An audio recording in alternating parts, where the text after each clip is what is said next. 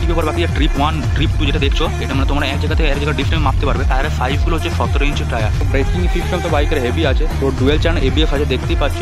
এই সেগমেন্টে মানে কোনো বাইকে এমনি এক্সস্ট নেই বলতে গেলে। দুটো মাঠগার্ড আছে পিছনে চাকাতে দেখছো, এটা একটা, এটা ঠিক আছে, বাট এইখানে যে মাঠগার্ড এটা কোনো কাজে লাগে না। Hello guys, welcome back to new video. তো আজকের ভিডিওতে দেখাবো হচ্ছে কি আমার পালসার N250 এর 1 ইয়ার ওনারশিপ রিভিউ। তো আমার পিছনে দেখছো পালসার N250 বাইকটা আমার দাঁড়িয়ে আছে। আর গাইস এখন আপাতত লোকেশনটা দেখছো, এটা হচ্ছে বসুন্ধরা পার্ক। তো চলো আজকের বাইক রিভিউর ভিডিওটা স্টার্ট করি। গাইস আমার বাইকটা বেসিক্যালি 1 বছরের 15 দিনের মতো পুরো কমপ্লিট হয়েছে। তো আমার বাইকে এমনি সেরকম কোনো মডিফিকেশন আপাতত করিনি। আজ থেকে 1.5 মাস আগে মিনিমাম আমার বাইকের একটা পুরো ফুল রিভিউ দেওয়া হয়েছিল, ওটা তোমরা চ্যানেলের ডেসক্রিপশনে পেয়ে যাবে। তখন আমার বাইকে আমার কিছু মডিফিকেশন করায়নি, আর পুরো লুকটা দেখতেই পাচ্ছ, শুধু ক্লাচ গার্ড ছাড়া আর আপাতত বাইকে পুরো কিছুই লাগায়নি। তো তোমরা ডেসক্রিপশন থেকে N250 ফুল রিভিউ ভিডিওটা দেখে নাও, তারপর তোমরা বুঝে যাবে কেমন কি আছে। গাইস আগের রিভিউটাতে কিছু কিছু জিনিস এই বাইকটার মিস হয়ে গেছে যেটা বলা হয়নি, তো এই ভিডিওটাতে তোমাদেরকে সেটাও দেখিয়ে দিচ্ছি। আর গাইস এই আগের ভিডিওটাতে বাইকের মিটার কনসোলটাতে দেখিয়েছিলাম, বাট আরেকটা জিনিস যেটা দেখায়নি সেটা হচ্ছে কি এখানে মাইলেজটা একটা আগের বারে দেখানো হয়নি, মানে কি করে তোমরা বাইর করতে পারবে। তোমরা বাইকের ফার্স্টে চাবিটা অন করে এই পাওয়ার সুইচটা অন করতে হবে, নাহলে এটা হবে না। তারপরে এখন দেখছো ওডোমিটার আছে, এর মধ্যে এখানে মোড আছে, এখানে ফার্স্টে টিপলে ট্রিপ 1, তারপরে ট্রিপ 2, তারপরে এটা হচ্ছে ডিটি মানে গাড়িতে যতটা তেল আছে ততটা তেলে আপাতত কত কিলোমিটার যাবে। আমারটা আপাতত 210 কিলোমিটার দেখা যাবে। এখন ওডোমিটারে মানে টোটাল আমার বাইকটা চলেছে 5782 কিলোমিটার।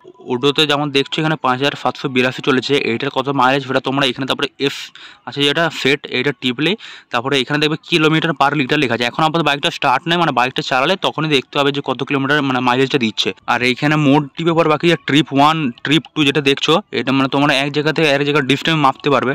তো এইটার তোমরা মাইলেজ দেখতে পারবে, যেমন ট্রিপ 1 আছে এইখানেও সেটটা টিপলে এর মাইলেজটা এখানে দেখতে পারবে। আমার যেমন যে ট্রিপ 1 করা ছিল ওইটার মাইলেজ দেখছো 34 কিলোমিটার দেখাচ্ছে। আগের রিভিউ ভিডিওতে টায়ারের সাইজটা বলতে ভুলে গেছিলাম। তো এইখানে ফ্রন্ট টায়ারটা হচ্ছে 100 ডাইমেনশন, আর পিছনের টায়ারটা হচ্ছে 130 ডাইমেনশন, মানে 130 ডাইমেনশন, আর সামনের হচ্ছে 100 ডাইমেনশন। আর সোজা ভাষায় বলতে গেলে টায়ারের সাইজগুলো হচ্ছে 17 ইঞ্চি টায়ার। বাইকের যে হুইল সাইজ হচ্ছে মানে যে রিমটা দেখতে পাচ্ছ এটার সাইজটা হচ্ছে ফ্রন্টেরটাও 431 মিলিমিটার, আর রিয়ারেরটাও হচ্ছে 431 মিলিমিটার, মানে দুটোরই হুইল সাইজ 431 মিলিমিটার। তো গাইস এবার তাহলে বাইকের 1 ইয়ারের ওনারশিপ বা এক্সপিরিয়েন্সটা তোমাদের সাথে শেয়ার করি, যে বাইকটা কেমন লেগেছে বা কেমন কেমন অসুবিধা হয়েছে বা। তো ফার্স্টেই হচ্ছে যেটা বাইক যখন নিউ কিনেছিলাম তো তখন মানে 5টা গিয়ার ফেলার পরেও বাইকটা যখন মিনিমাম 50 বা 45-50 বা খুব জোর 60 যখন স্পিড উঠছে তখনই ইঞ্জিনটা খুব ভাইব্রেশন হচ্ছে।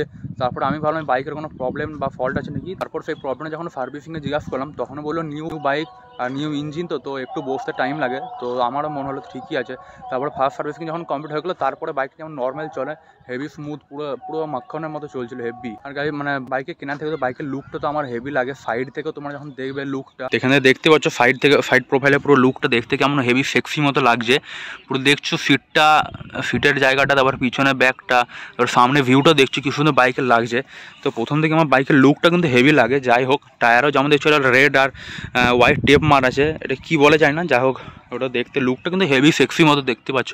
তারপরে এটা বাইকের ম্যাচিংয়ের মতন আমি এটা ক্লাচ গাটা লাগিয়েছি, তো এটা দেখতে আরও ভালো লাগছে রেড আর ব্ল্যাকের মধ্যে। তারপর থেকে বাইকের আমার চালাতেও বেশ হেভি লাগে, পুরো স্মুথ বাইকটা। আর যখন থটলটা মানে এক্সিলেটার দিই তো মানে হেভি স্পিড, মানে পুরো বাইকের পুরো যে পাওয়ারটা পুরো এক্সপিরিয়েন্স মানে বোঝা যায় যে 250 হ্যাঁ একটা পাওয়ার আছে। যখন পুরো থটলটা দিই, আমাদের এখানে তো অত মানে পুরো লেভেল রাস্তা নেই, যে অত অনেক সময় বুঝতে পারি না যে কেমন। যখন হাইওয়েতে মাঝে মাঝে গেছিলাম তখন পুরো এক্সেলেটার দিয়ে পুরো হেভি মানে একটা পাওয়ার ফিল আসে হাতে, আর বসে যখন চালিয়েও হেভি আরাম। আর বাইকটা কিন্তু চালে কিন্তু হেভি মজা আছে। তো পিছন থেকে দেখছো ব্যাক প্রোফাইল থেকে লুকটা কি লাগছে বাইকের। এখানে একটা দেখছো N250 ব্যাজিং আছে, এখানে দেখছো লাল আর সাদা একটা স্টিকার মারা আছে, বেশ দেখতে হেভি। এখানে পুরো দেখছো সলিড একটা পালসারের ব্যাজিং মারা আছে, দু সাইডে আছে, সামনেও আছে আর এই রাইট সাইডে এই জায়গাটা। তো আপনার থেকে বাইকের যে লুকটা দেখছো কিন্তু হেভি সুন্দর লাগছে। তো তোমাদেরকে একটা পুরো হেভি একটা সিনেমাটিক করে দেখাচ্ছি, তো তোমরা বলবে কমেন্টে সিনেমাটিকটা কেমন লাগলো।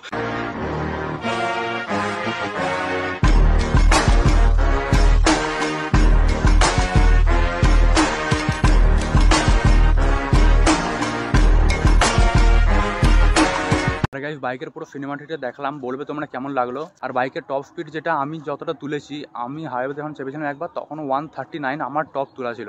তো বাইকের আই থিঙ্ক 160 বা 165 মনে হয় ওঠে আমার যত জানা, বাট আমি 139 টপ স্পিড অতটা উঠেছি। আর গাইস যাই বলো বাইকের সাইড প্রোফাইলের লুকটা দেখছো পুরো হেভি দেখতে লাগছে।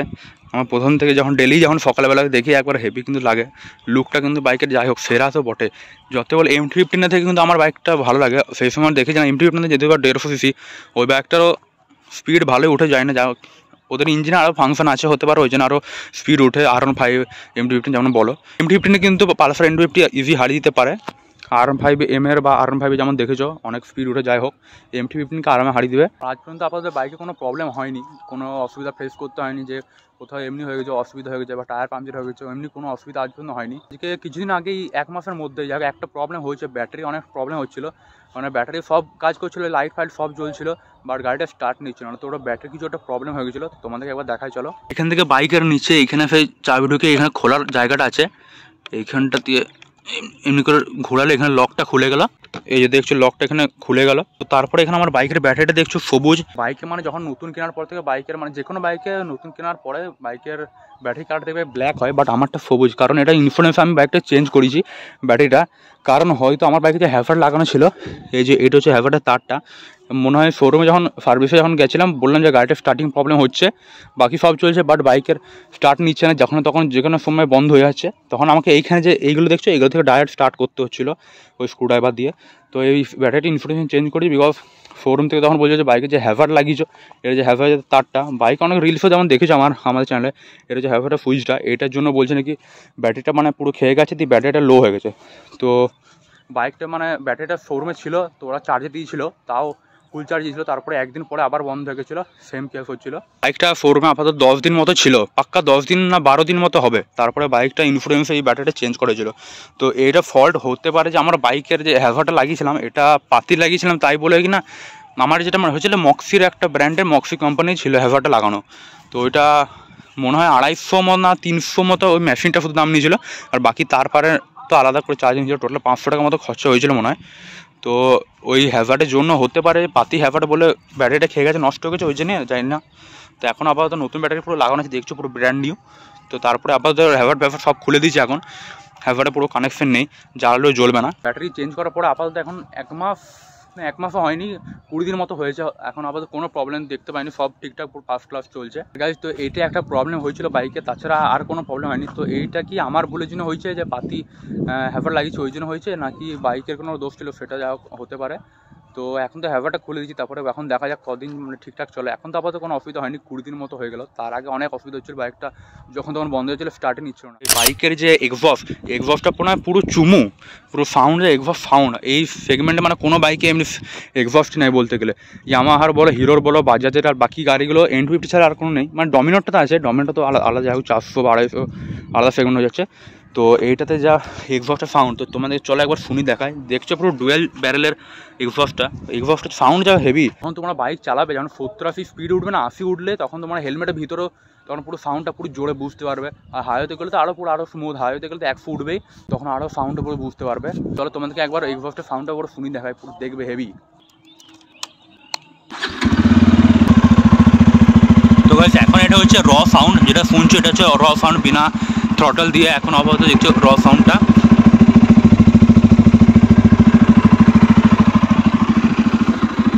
এখন থ্রটলটা দিই,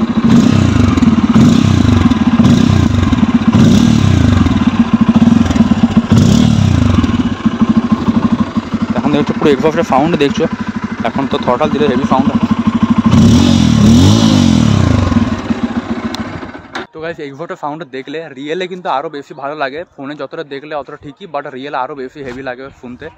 তো আপাতত বাইকের পুরো রিভিউটা দিলাম, আপাতত সেরকম আর কোনো ইঞ্জিনে কখনো প্রবলেম হয়নি। চাকা দাও, ব্রেকিং সিস্টেম তো বাইকের হেভি আছে, পুরো ডুয়েল চ্যানেল ABS আছে, দেখতেই পাচ্ছ ABS এর ব্যাজিং দিয়ে আছে, ডুয়েল চ্যানেল ব্রেকিং সিস্টেমে পুরো হেভি। আর এখানে ইঞ্জিন গার্ডটাও আছে যেন কাদা ফাদা না লাগে। আর একটা জিনিস বাইকে যেটা খারাপ, ওটা মানে কোনো কাজের লাগে না, খারাপ বলতে কি এইখানে যে মাঠগার্ডটা আছে, মানে দুটো মাঠগার্ড আছে পিছনে চাকাতে দেখছো, এটা ঠিক আছে, বাট এইখানে যে মাঠগার্ড এটা কোনো কাজে লাগে না। তো এইখানে যেমন দেখতে পাচ্ছ, এখানে দেখছো পুরো কত মাটি বাড়ি কাদা লেগেছে, তাও কালকে না পরশু দিন আমি পরিষ্কার করেছি তাই। তো এই মাঠগাটা কোনো কাজই হয় না মনে হয়, বাট এখানে দেওয়া তো আছে, তাও এখানে এই গ্যাপটা দিয়েও পিছনে এই জায়গাটাতে পুরো অনেক নোংরা লেগে যায়। আর বর্ষাকালে তো পুরো আর কিছু বলারই নাই, পুরো কাদাতে কালারটাই চেঞ্জ হয়ে যায় জায়গাটায়। তো এইটাই একটা জিনিস যেটা ঠিক নাই, বাকি আপাতত বাইকটা পুরো ফার্স্ট ক্লাস আছে। তো এটা বাইকের বর্ষাকালে তো উঠবেই, আর এমনি নোংরা অনেক হয়, কাদা ফাদা হলে বিশাল নোংরা ধরে। তো আপাতত বাইকটা আর কিছু নেই সেরকম, পুরো টপ ক্লাস আছে, বাইকটা হেভি। আর গাইস যে বাইকের মাইলেজটা ওটা মিনিমাম 35, 37, 8 এমনি কিছুটা পাই। যখন মিটার যেমন দেখলাম যে জায়গাটা বাইক চলে দেখা যায়, তো ওইখানে চেক করেছি 36, 7 অনেক সময় থাকে প্রায়। তো 250 তো এমনি বেশ ভালোই একটা মাইলেজ বেশ ভালোই পাই যাই হোক বলতে গেলে। ফিটিং পজিশনটাতে আমরা আগের রিভিউতে বলেছিলাম বেশ হেভি, পুরো সিটগুলো পুরো বসে কিন্তু হেভি, লং রাইডের জন্য অনেক সুবিধাজনক বাইকটা। তো এইখানে দেখছো দুজনও অনেক কমফোর্টেবল, যে কোনো জায়গায় বসবে। তিনজন এমনিতে এখনকার বাইকে বসেও না, বসলে সেই পুলিশে ধরে নেবে, ওইটা অমনি একটা কেস হয়ে যায়। তো গাইস আই হোপ কি আজকের এই 1 ইয়ার ওনারশিপের ভিডিওটা ভালো লাগলো। আর সায়ানের বাইকটা মানে R15M যেটা আছে ওইটার 1 ইয়ার ওনারশিপ দেখতে চাইলে তোমরা কমেন্টে বলবে। ওইটা এখনো 1 ইয়ার হয়ে গেছে বা হবে, কিছু হবে আই থিঙ্ক। তো ওইটা আমার কেনা কিছুদিন পরে সায়ান কিনেছিল। তো আই হোপ কি আজকের ভিডিওটা ভালো লাগলো ভিডিওটাকে লাইক চ্যানেলকে সাবস্ক্রাইব করে দেবে। তো আবার দেখাবে নেক্সট ব্লগে, ততক্ষণের জন্য thanks for watching and by.